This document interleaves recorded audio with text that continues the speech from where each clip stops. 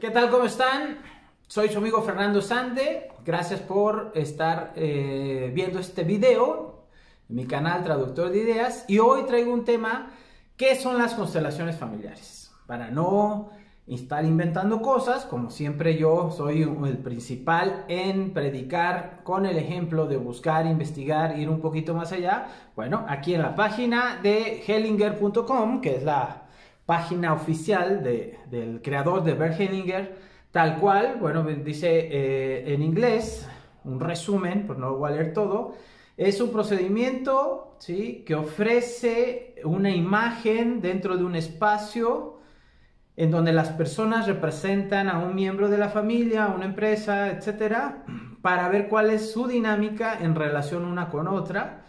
Y la constelación sirve a la persona para descubrir el trasfondo, ¿sí?, en este caso, de su falta de éxito, enfermedad, falta de orientación, adicciones, agresión, deseo de morir y mucho más, de su conflicto. O sea, primero quiero decir que habla que es un procedimiento, ¿sí?, que tiene como base a la persona para encontrar el trasfondo de su conflicto. ¿Podemos resumirlo ahí? Bueno, pues ahí está, más o menos, lo pueden investigar, eso está acceso ahí de todo, ¿no?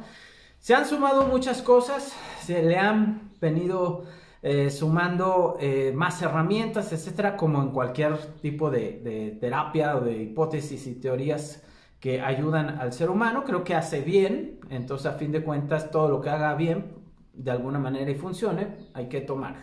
Pero te quiero compartir un poquito la historia de Bert Hellinger, ¿no? Bert Hellinger le toca ir a la guerra de joven, ¿sí? Pasa la guerra ahí, se hace sacerdote y como sacerdote va a una misión a Sudáfrica, a una tribu de los zulúes, donde se dice, o él comparte en algunos de sus libros, que aprende sobre todo la importancia del sistema, la importancia del poder de los ancestros, de la familia, y se da cuenta y le empieza a interesar que mucho de la psicoterapia en aquel entonces se enfocaba ya en la persona y no tanto en la parte de los sistemas. Pero bueno, ahí todavía él era sacerdote, todavía no creaba nada, simplemente tuvo la experiencia de ir como misionero, de compartir y convivir con ellos, aprender su idioma, etcétera.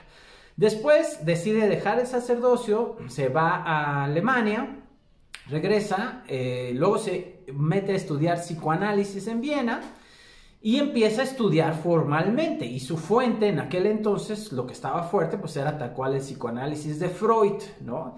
Y es lo que empieza a estudiar. Entonces se empieza a ser psicoanalista, pero después empieza a descubrir la dialógica de la dinámica, que es básicamente la interacción de los diálogos, como a través de los diálogos podemos ir mejorando, que es parte básica de la dialéctica y cómo vamos aprendiendo, que tiene su base en la filosofía, obviamente. Luego empieza a estudiar la fenomenología, que en realidad pues, es el estudio de la experiencia subjetiva y cómo vivimos las cosas. Te fijas, ahí ya le van sumando elementos. Y después descubre el Priam Screen, ¿sí? Priam Screen, que es como una técnica terapeuta que va a estudiar Estados Unidos durante 9 meses con el autor, que es Arthur Jacob. Y Arthur Jacob le enseña todo esto que estábamos viendo. Básicamente, Arthur Jacob se basaba también parte del psicoanálisis, en donde decía que los principales traumas o las principales causas de la neurosis eran por traumas de la infancia. Eso lo habla Freud mucho, y que la neurosis también pues, era causada por estos dolores, ¿no? Estos dolores primitivos de los que hablaban, que le llamaba la angustia emocional. O sea, en realidad cuando hablamos de dolor aquí es la angustia emocional. Entonces, bueno, empieza a meterse en esto y sigue sumando elementos. Todavía no crea su sistema ni nada. Sigue estudiando, sigue aprendiendo, pasan los años. Después empieza a integrar Virginia Satir, que es la máster que se reconoce como en terapia breve familiar, que era humanista, porque ya estaba la psicología humanista en aquel entonces. Empieza a integrar los procesos de reconstrucción familiar que usaba Virginia Satir, que fue muy exitosa y puedes investigar muchísimo, te lo recomiendo al 100% en la terapia familiar. Incluso a ella la modelan los creadores de la programación neurolingüística, así como a Milton Erickson, etcétera, porque ellos buscaron a los mejores para modelar sus procesos terapéuticos de la PNL famosa, y pues Virginia Satir era un modelo a seguir. Entonces todo el mundo estaba aprendiendo de ella. Él integra todo eso, pero luego también integra parte del psicodrama de Jacob Levi Moreno, ¿sí? El psicodrama de Moreno. ¿Quién fue esta persona? Bueno, él también, contemporáneo, de alguna manera, él usaba técnicas de liberación de grupo, como el teatro como una sanación, que es lo que vemos hacer muchas veces, por llamarle así a Jodorowsky, ¿no? Que improvisa, que está ahí en el teatro y que está buscando y que está haciendo. Entonces ahí se le va sumando más elementos. La técnica del psicodrama de Moreno era básicamente reunir un grupo, pero agarraba individuos para poder intervenir con el demás grupo, en donde trataba de explicar su sentir al final cada uno de ellos, armaba escenas para hacer cierta catarsis de los problemas que traía cada uno a través de los otros, ¿no? Entonces, si tú alguna vez acudes o ves una constelación familiar, parte de la dinámica y del juego que se hace tiene mucho de las bases del psicodrama de Moreno. Pero después sigue avanzando y de alguna manera empieza él a crear un modelo holístico, porque él proponía que no deberíamos de separar, o no sería lo correcto separar tu mente de las emociones, de la cultura de la familia, que todo interactuaba y todo eso. Y ahí rescata también investigaciones de una hipótesis que se llama la hipótesis de la causalidad formativa. Esta hipótesis de la causalidad formativa era de Rupert Sheldrake. Espero haberlo dicho de él. Pero bueno, esta hipótesis de la causalidad formativa tenía el antecedente de la biología, ya estamos hablando de la biología natural, en donde se hablaba en los años 20 de los campos mórficos. Estos campos mórficos hablaban de que había una memoria colectiva en la cual se repetían los patrones de conducta en los animales, en las plantas, y que se iba heredando, ¿de acuerdo? Entonces te fíjate, ya estamos armando patrones, ya estamos hablando de conciencias colectivas que aun cuando venían de la biología, pues también en estas hipótesis de la causalidad formativa es algo que tomó para sus elementos. Y entonces crea su método, su procedimiento que le llama los órdenes del amor.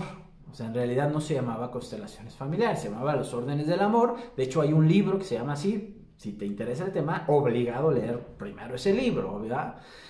Y bueno, de alguna manera todavía en los 80s, 90s ya practicaba su método con esta parte del amor, etcétera, ya había publicado y divulgado información, y acuña el término de constelaciones familiares que usaba Alfred Adler, que fue contemporáneo de Freud, que estudió con Freud también, y que tenía la teoría de la personalidad. Y en esa teoría de la personalidad hablaba sobre la generación de los hijos, el que nacía primero, el segundo, el tercero, que si era hijo único, etc. Todos esos órdenes de la personalidad, cómo se comportaban, y ahí él usa ese término de constelaciones familiares, que lo adapta después Bert Hellinger, y así lo termina al final, ¿no? Al final le termina poniendo constelaciones familiares a su método, que ya a partir de los 90 lo empieza a hacer, a probar, a difundir, y se empieza a hacer esto un movimiento enorme, en el cual hoy en día, si tú acudes a alguna persona que enseña o estudia esto, pues le han sumado, como en todo, y es válido, herramientas cada vez más y al alcance de todos, ¿no? Como puede ser la transgeneracional, los estudios de Lipton, cuestiones de la biodescodificación, etc. O sea, todo lo que quieras y mandes de la terapia sistémica se va sumando. ¿Por qué? Porque todo ayuda, a fin de cuentas. Pero bueno, este video no tiene la intención de promover una cosa o desvalidar otra, no, simplemente es compartirte un poquito de qué son las constelaciones familiares, cuál es la breve historia, y bueno, están ahí, ¿no? Y ¿por qué no? Ahí te decía que tiene muchos libros, ¿no? Aquí los tengo apuntados en una hoja porque son bastantes, no me los voy a aprender todos, no es el objetivo, los libros los puedes googlear y tener ahí, pero por mencionarte algunos que tengo aquí apuntados: Los órdenes del amor, El intercambio, Cuentos de vida, Un largo camino, Después del conflicto, la paz, Mística cotidiana, La verdad en movimiento, Reconocer lo que es. como 50 libros. Mi recomendación, vete a la fuente, estudia, ve los antecedentes, de dónde vienen las cosas, ármalo, inténtalo, pruébalo, experiméntalo. Y decían por ahí, no hay cosas buenas ni malas, sino funcionales o no funcionales. Bien, soy Fernando Sández, espero que te haya servido de algo este video. Si gustas compartirlo y suscribirte a mi canal, ya sabes que cada semana estoy compartiendo diferentes temas simplemente por saber, simplemente por investigar. ¿Por qué? Porque somos curiosos y amamos el conocimiento, y para eso es este canal. Gracias.